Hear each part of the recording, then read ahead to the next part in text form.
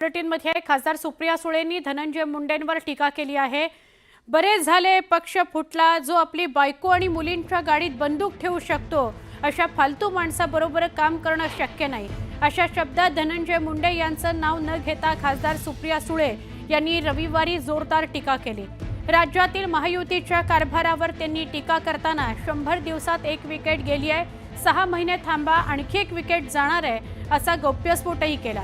तसंच त्यांचं नाव आत्ताच जाहीर करणं योग्य नाही, परंतु जो बायकोच्या आड लपतो आणि सगळे उद्योग करतो, हिम्मत असेल तर समोर येऊन लढ, ही लढाई खूप मोठी आहे असं खुलं आव्हानही त्यांनी दिलं।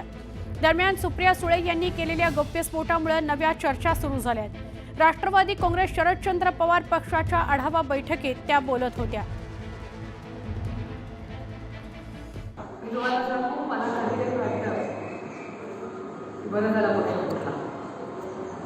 ते जर या पक्षात असते, मी त्या पक्षात असते तर ते तरी राहिले असते, नाही तर मी तरी राहिले असते। मी त्या पक्षात काम करू शकत नाही ते आता मानतो आणि सगळ्या दुनियेला माहिती आहे की माझी लढाई त्यांच्याबरोबर पक्षात एक असतानाही होती।